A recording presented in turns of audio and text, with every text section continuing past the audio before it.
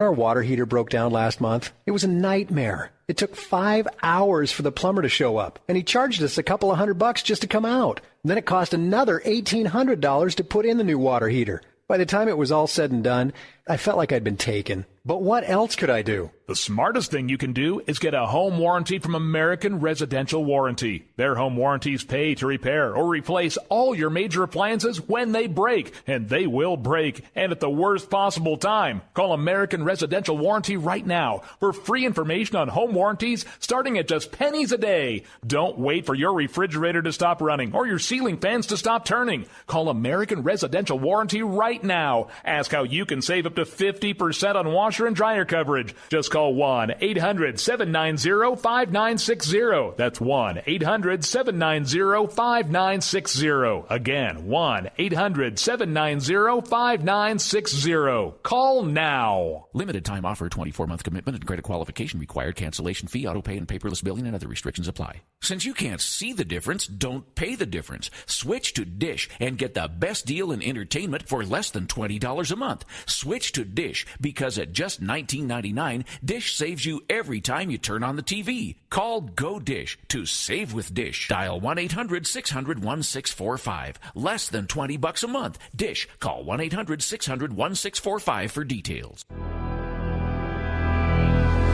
You can catch all our show archives at theconservativesyndicate.net. The Conservative Syndicate. Real conservative talk from real conservatives.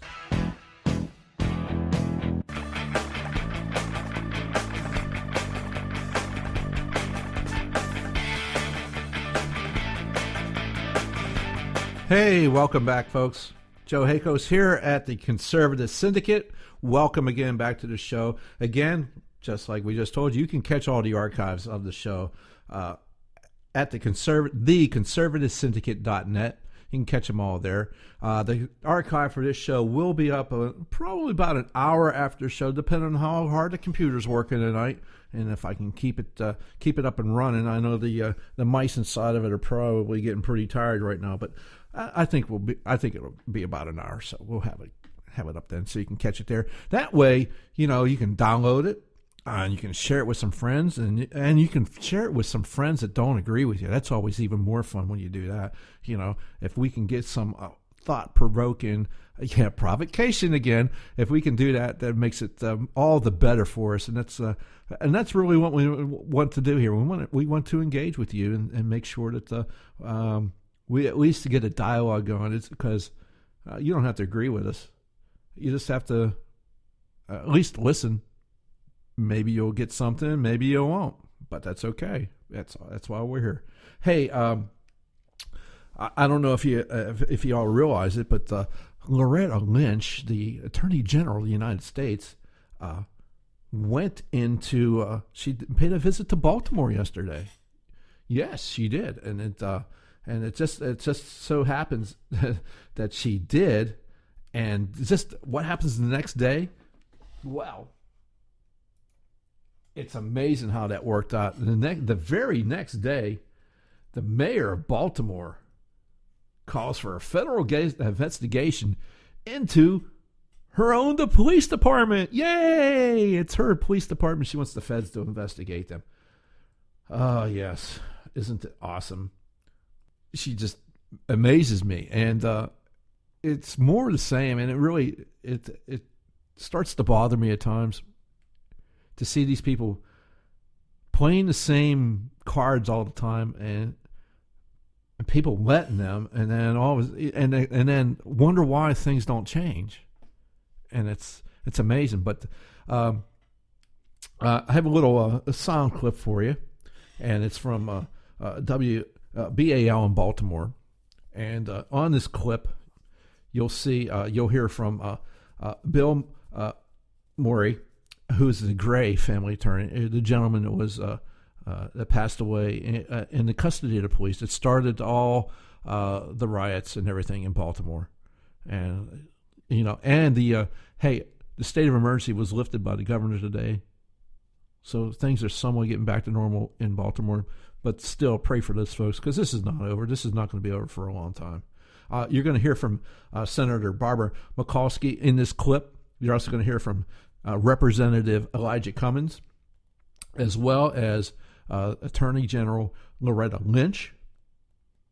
Okay, so, and this is reported by Jane Miller of WBAL. Attorney General Loretta Lynch's visit to Baltimore. Yeah, tonight, 11 News I-Team reporter David Collins has much more on federal civil rights investigations and what to expect from the one being conducted on the Freddie Gray case. But we begin with lead investigative reporter Jane Miller, live downtown with more on the Attorney General's visit. Jane.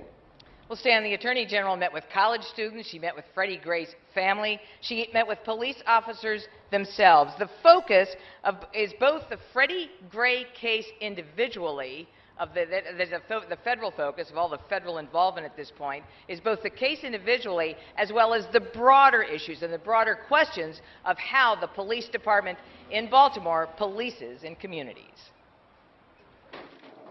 At City Police Headquarters, U.S. Attorney General Loretta Lynch met with the rank and file, praising them for their work trying to keep the peace and acknowledging the difficulty of their job.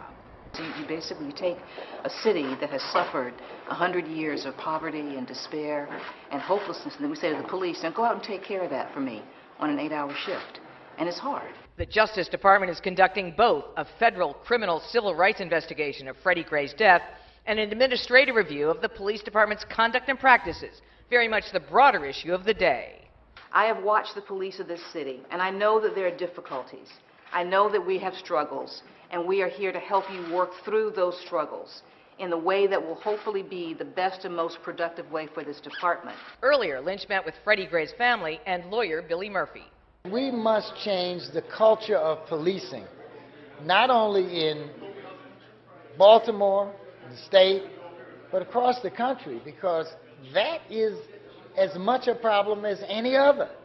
Policing reforms were at the top of the agenda at meetings between Lynch and faith leaders and elected officials. Baltimore started zero-tolerance policing 15 years ago. Despite attempts by the current city administration to ease off, police still make tens of thousands of arrests for minor offenses, like the one April 12th of Freddie Gray. But nationwide, there became an obsession with statistics. And this obsession with statistics resulted in more stoppings, more arrest, more confrontation between the police and the community. I believe that what is going on here in Baltimore, if we do it right, it will transform policing all over this country. Tomorrow here at City Hall, the city is expected to spend $50,000 to retain the services of lawyer Byron Warnkin's firm. That will be for about a 7-week consulting job to help police in training issues related to arrests and stopping people. Reporting live tonight from City Hall, I'm Jane Miller, WBAL TV 11 News. Yeah, so what did we get out of that? Well, we got out of Attorney General Lynch's statement. I was going to say something else, but I'm being nice tonight. So we got 100 years of poverty and despair. Well, for the last 50 years in the city of Baltimore, it's been ruled by one political party.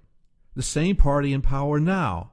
The same party that is calling for an investigation into how Baltimore's police department is just abusing its citizens. Let's say, really, that's what they're doing. I'll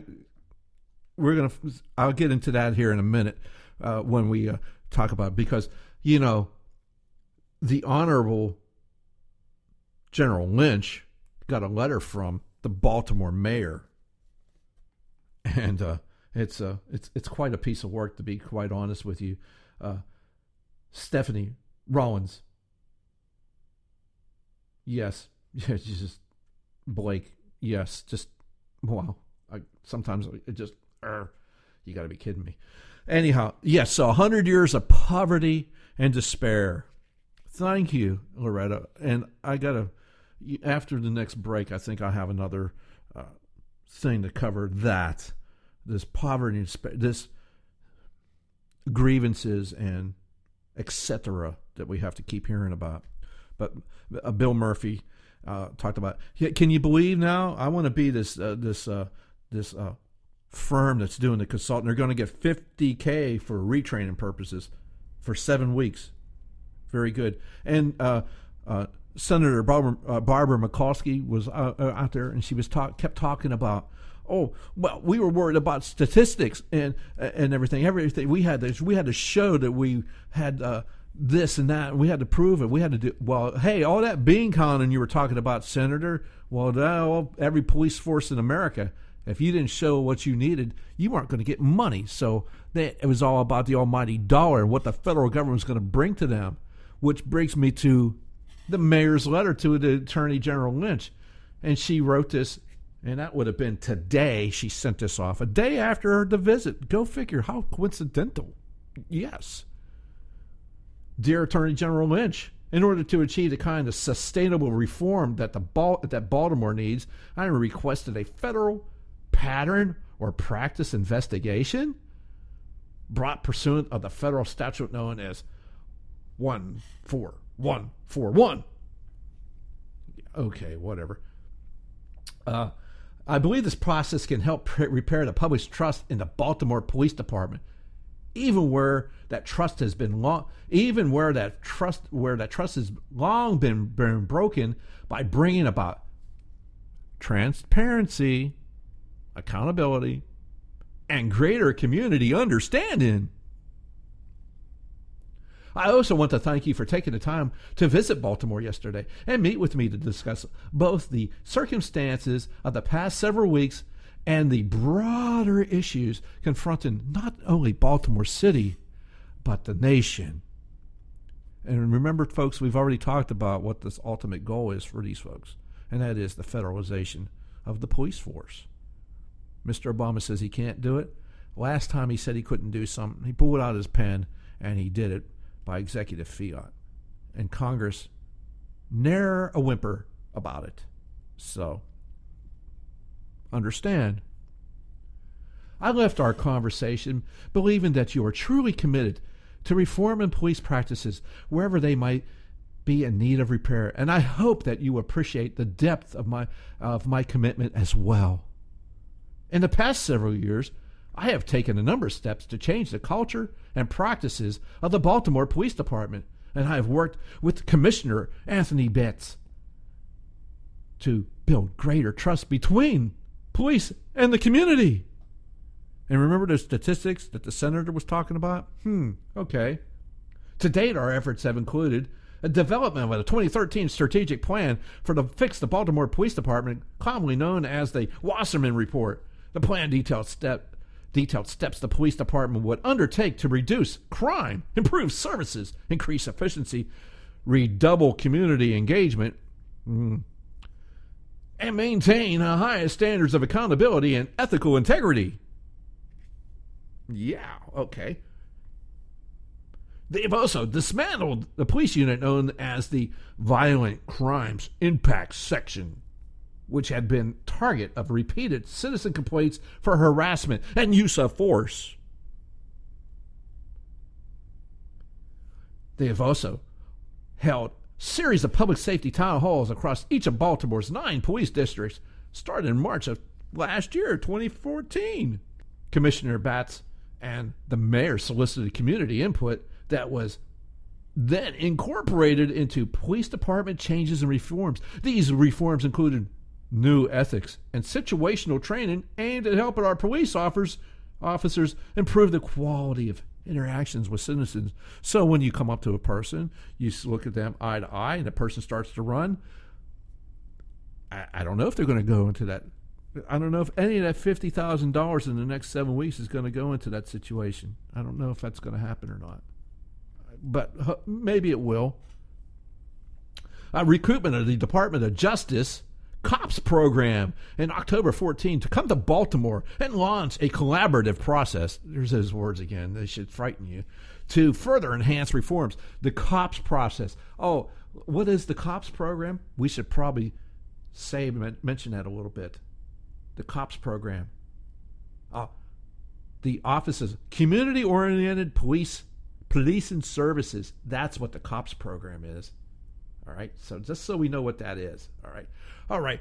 This is Joe Hakos again, the Conservative Syndicate, and we are up against another break time, folks. So please stand by. We will be right back.